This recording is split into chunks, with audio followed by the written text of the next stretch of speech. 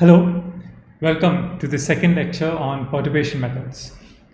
Now, in the previous lecture, we began to look at how one can apply perturbation methods to derive approximate solutions to problems that contain a small non-dimensional parameter. We began with simple algebraic equations in the previous lecture after looking at a general example and after looking at a fluid mechanical example. Today we shall begin with actually applying perturbation methods to problems from fluid mechanics and transport phenomena more generally. And we shall do that by taking the example of viscous heating in a Couette viscometer.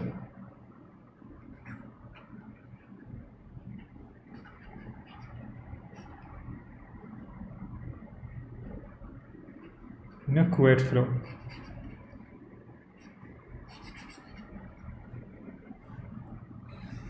Okay, so generally when we want to measure the viscosity of a fluid, a typical way to do this would be to put the fluid into a viscometer, apply a given strain rate onto the fluid and measure the resultant stress, and from that infer the viscosity. So one device or viscometer in which to do this is the Couette cell, which is basically, it amounts to placing a fluid between two rotating plates. So a simple model for this is to look at flow between flat plates, the so-called Couette flow. And without loss of generality, we can assume the bottom plate is stationary, while the top plate moves with a velocity capital U. So typically, if the temperature of the fluid is constant, right? So if we assume that the temperature of the two walls is theta naught, right, and we can assume that throughout the fluid the temperature is uniform and equal to theta naught, then the corresponding viscosity of the fluid could be said to be mu naught, the viscosity at the given temperature theta naught.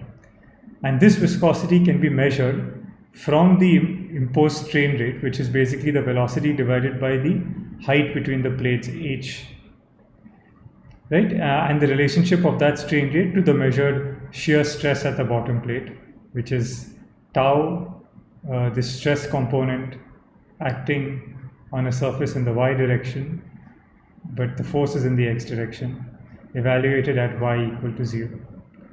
So this is my y direction, this is my x direction.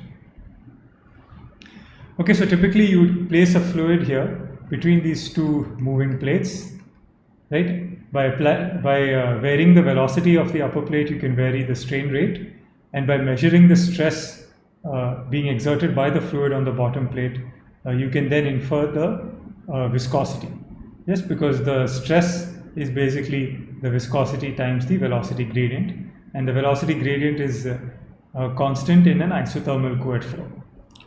However, you'll remember from our derivation of the governing equations that whenever there is a viscous fluid flowing with finite velocity gradients, it generates heat through viscous dissipation, or kinetic energy gets converted to heat through viscous dissipation.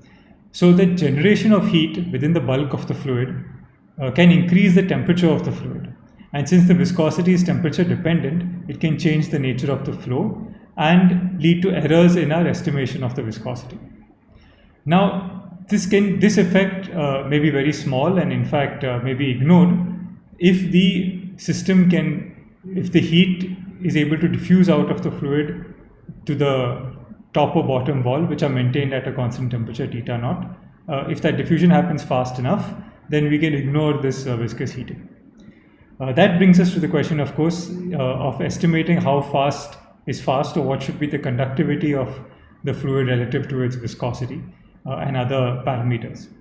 And this can be answered through scaling, and in fact in one of the live tutorials in this course we did do a scaling analysis for this problem and arrived at a Brinkmann number, which if small or tending to 0, we can ignore this effect. However, in this lecture we want to answer the question, what happens if this Brinkmann number, which is a non-dimensional estimate of how important viscous dissipation is, what happens if this number is small but finite? Can we estimate the correction one must make to the estimate of the viscosity, and thereby also can we find how the flow deviates from its linear velocity profile. So this is a prime candidate for the application of perturbation methods, where now the small parameter is this Brinkman number. So this is the problem that we shall address in this lecture. So let's begin by writing down the Navier-Stokes equations for our problem, reduced to the case under consideration, which is a unidirectional flow in the x direction, but with velocity varying in the y direction. And we shall allow the viscosity to be a function of temperature. And therefore, we will also have to solve for the transport of the temperature field whilst accounting for the generation of heat due to viscous dissipation. So the equations in a Cartesian coordinate system for this 1D problem are rather simple. Although the physics they represent are quite rich. Yes, so this is just the momentum equation reduced down for a given problem. You'll notice that we have ignored the effect of gravity, and there is no, there are no gradients of pressure, so that goes to 0. Or rather, gravity doesn't really play a role because we are assuming the Couette cell to be horizontal, and the pressure would therefore only vary hydrostatically in the y direction because there is no applied pressure gradient in either y or x. And therefore the pressure, basically the y momentum equation reduces to saying that the pressure varies hydrostatically. So even if you do this experiment on Earth, it's perfectly valid to write down this equation for the x momentum equation.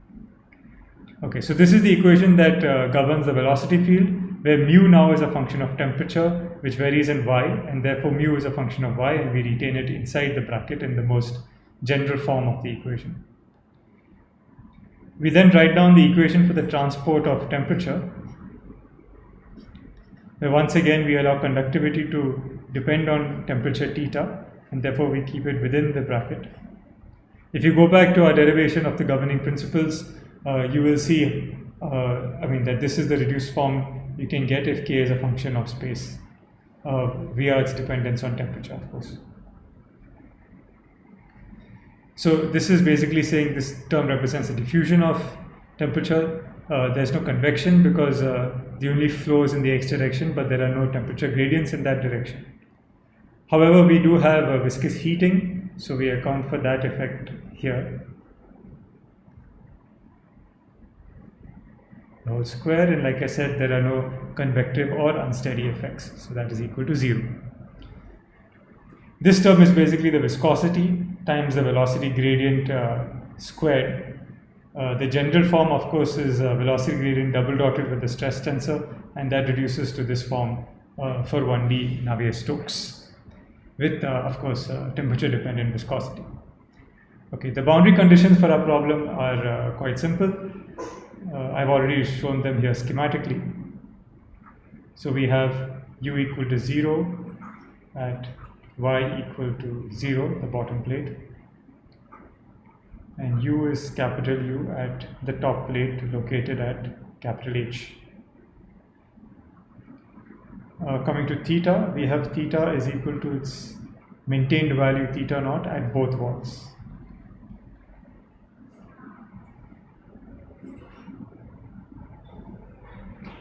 So these boundary conditions along with these governing equations completely specify a problem. You'll already note that it is a coupled problem. Why? Because like I said, viscosity depends on temperature. So we do have to specify that, of course, in order to have a closed problem. So let's write that down. So in general, the viscosity can have a pretty strong dependence on temperature, a nonlinear dependence. But for simplicity, what you can always do is linearize that relationship about a given temperature. So since our temperature of the walls is maintained at theta naught, we don't expect a very great variation in temperature between this thin gap. We shall therefore linearize whatever the nonlinear functional relationship is of viscosity to temperature about the point theta naught. And so we shall write it as follows, that the viscosity inverse is mu naught inverse. So mu naught is the value of the viscosity at the temperature theta naught as indicated here. And so it is corrected for variation in temperature by a linear factor with coefficient beta star times theta minus theta naught. So you see, no matter what the general dependence is, you can always linearize that to this following linear form. The way we have written it is for 1 over mu, which means that if beta here is positive, right, an increase in temperature will cause a decrease in the viscosity. So to capture that, we have written this expression for 1 by mu, so that beta can be a constant parameter, beta star. It clearly has units of 1 over the temperature. For conductivity, in a similar fashion, we can write down its corresponding dependence, where K naught is again the conductivity of the fluid at temperature theta naught, that of the walls, and its coefficient is going to be alpha star. Alright, so now you can see the nature of the problem becomes clear. You see that the viscosity here depends on temperature if you substitute this relationship in here. But then again, the temperature itself depends on the velocity through the viscous dissipation term. So the problem is nonlinear, coupling the momentum and heat transport equations. And such a nonlinear problem in general would not have an analytical solution. And so it seems like to account for viscous heating, one needs to go for a numerical simulation, even if the effects are slight. But this is where we shall now use perturbation methods in order to get an analytical answer and some physical understanding of what the effect of viscous dissipation is on this flow.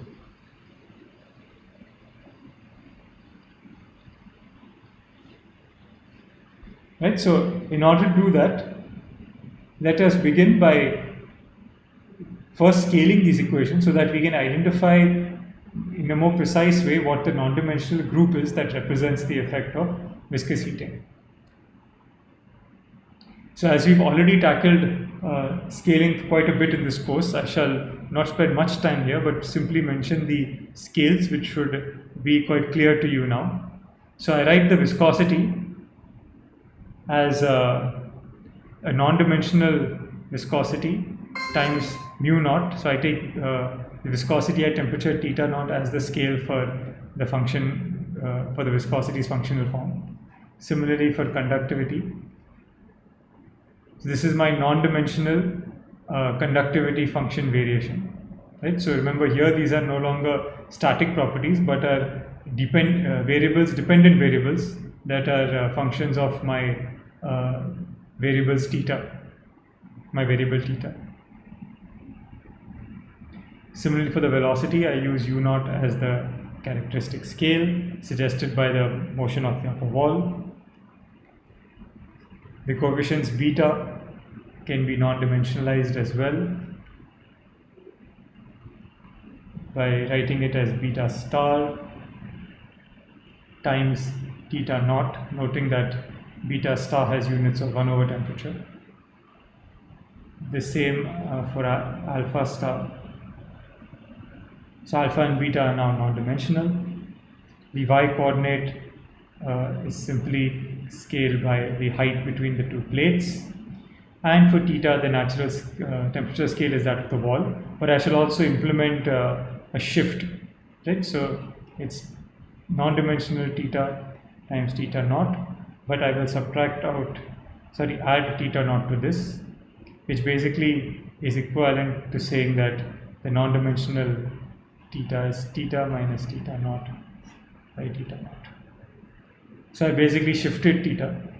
What this means is if the fluid is isothermal and equal to theta naught everywhere, its temperature is theta naught everywhere, then the non-dimensional theta tilde would be 0 throughout, which just makes things more convenient for the algebra later on.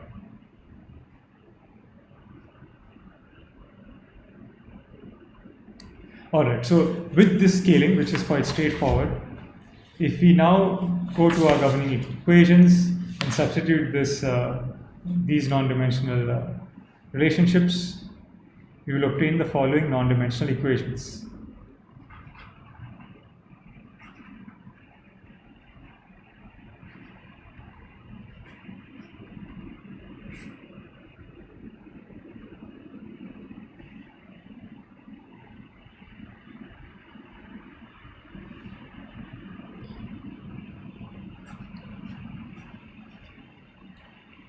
So tildes now denote non-dimensional variables.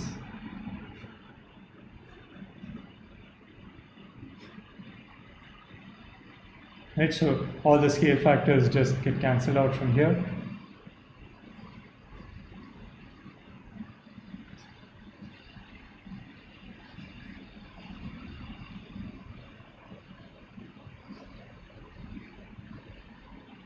This is where the Brinkman number appears.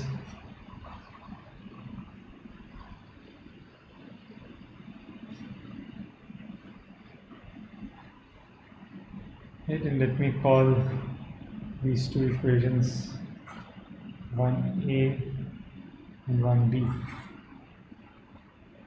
Okay, so what is the Brinkman number? Well, you can tell quickly that you will get, so let's write down it here.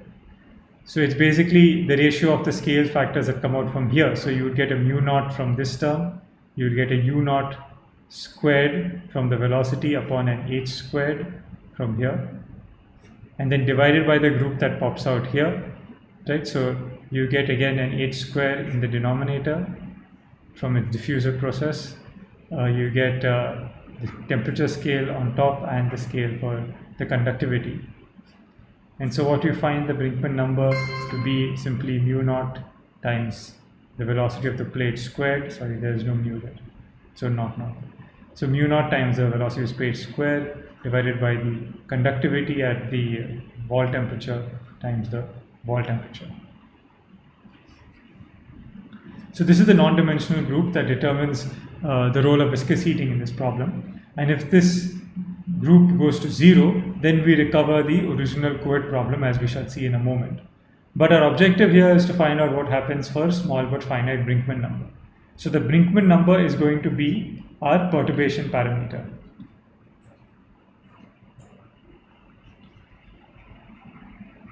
Right? Because we will assuming that the Brinkman number is much less than 1. Okay, so to complete this, I should of course write down my boundary conditions. So I have u naught is equal to 0 and 1 at the bottom and the top wall, which is now 1. And theta naught is theta tilde is 0 at both walls because of the way I scaled and shifted the non-dimensional temperature. And then finally, the non-dimensional relationships for viscosity are as follows.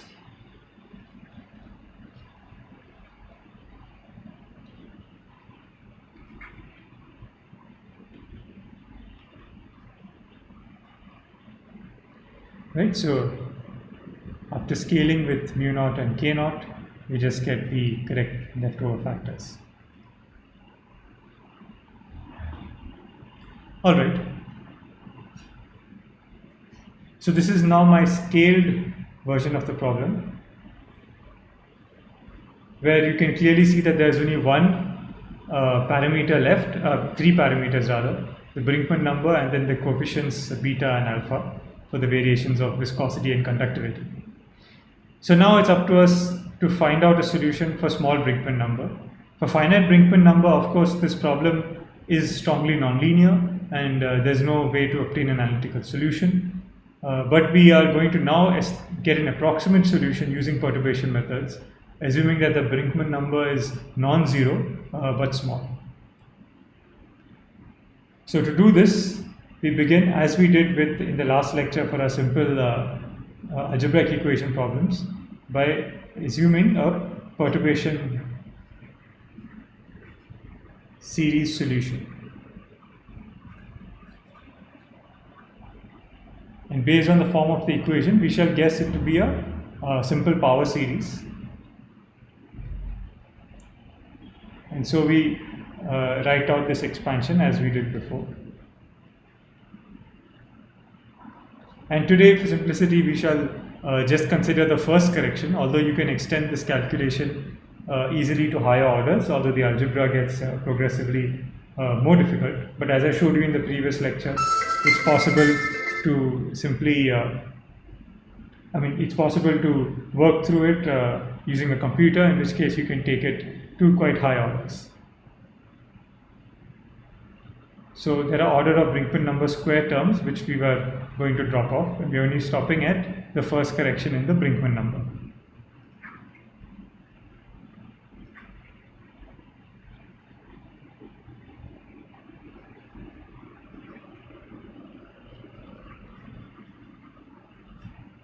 So this is now our perturbations series for both our dependent fields which we are going to solve for. And now the next step is to of course substitute the perturbation expansion into the non-dimensional governing equations and boundary conditions, and then we need to obtain problems for each order, right? The 0th order, this first order, and so on. So before we do that, let's first look at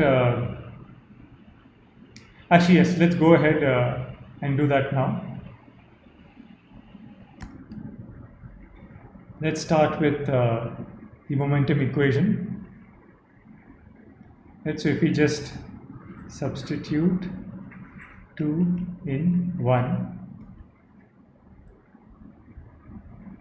so that we can obtain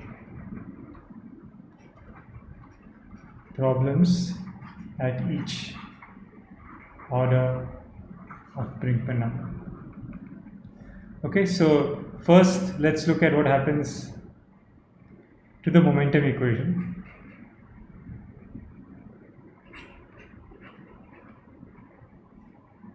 Right? And then we substitute in here the expression for mu tilde, which is 1 upon 1 plus beta times theta tilde, but theta tilde itself is theta naught plus Brinkman theta 1.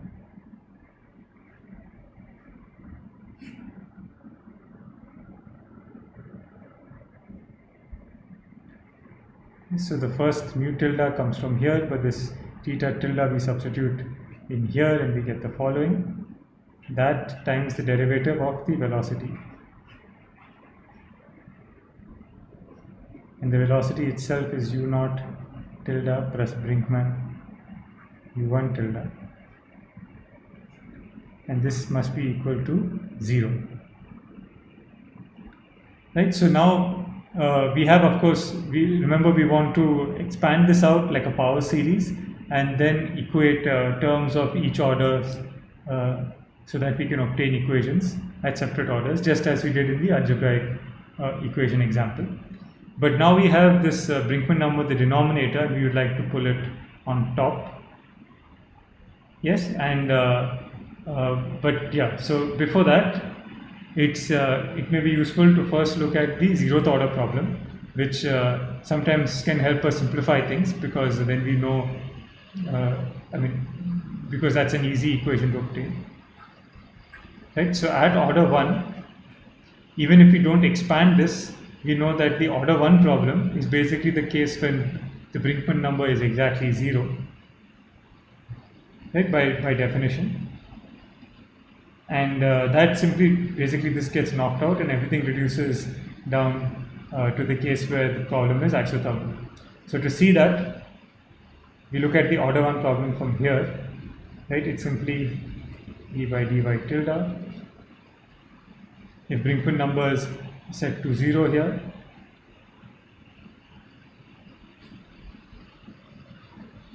theta naught d by dy tilde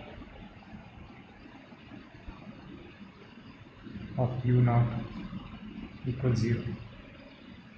But now we still have theta naught here, so it doesn't immediately look like this is our usual Couette problem. So if we look at the moment, for the moment, even though we are focusing on the momentum equation, if we quickly look at the thermal equation for Brinkman number 0, what would we get? Now we have conductivity here, which is 1 plus alpha theta tilde.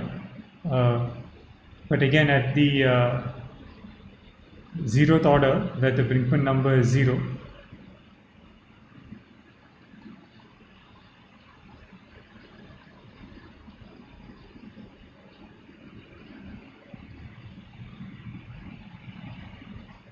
we would get the following.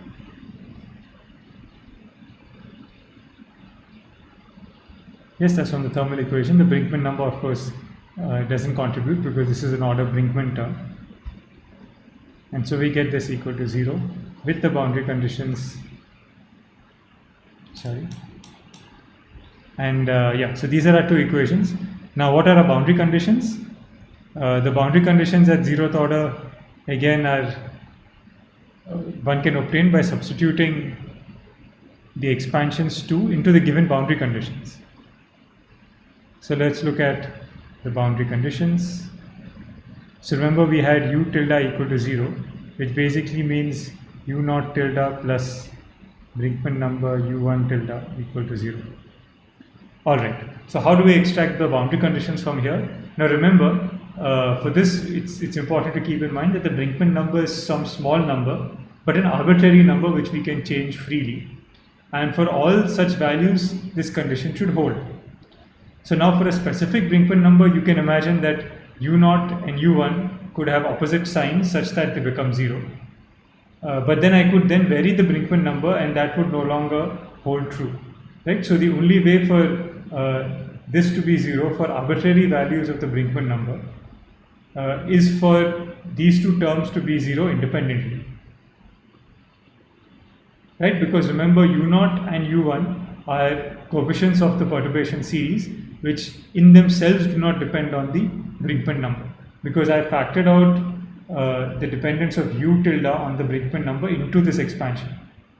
Right? Where the dependency of u tilde on Brinkman number is made explicit in these different power series terms, and the coefficients of the Brinkman number here are themselves independent of Brinkman number.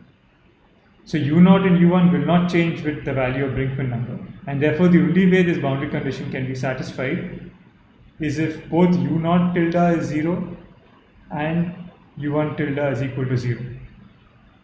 Right? This is of course at y equal to 0. Similarly, we know u tilde is equal to 1 at y equal to 1. And if we do the same thing now, we will see that u0 plus Brinkman number u1 tilde is equal to 1. Right? And the only way this can be satisfied again is if basically it's the same argument as before, or you can also see it as matching various orders of Brinkman number. And that would tell us that u0 tilde is equal to 1, while u1 tilde is equal to 0 at y is equal to 1. Following the same procedure for theta,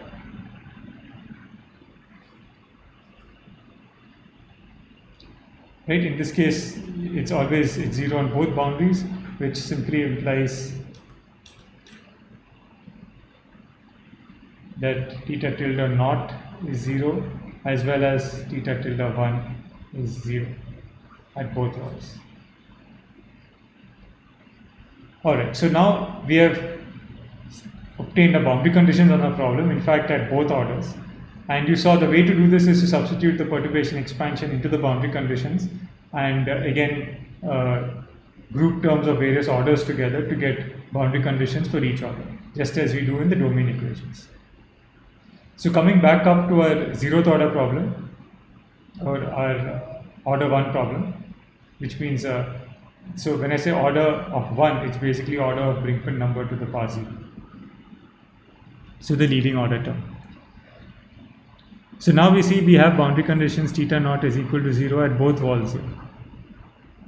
And you will see immediately that a solution to this problem is just theta naught equal to 0 everywhere. So theta naught equal to 0 satisfies this problem because this cancels and we just get a case of basically very infinitely fast diffusion, which ensures that the fluid is isothermal. If theta naught is 0, this gets knocked out and this basically becomes the classic Couette flow, whose solution of course is u naught equal to y. Yes, or if one was interested in the gradient, as we will be, the gradient is equal to 1.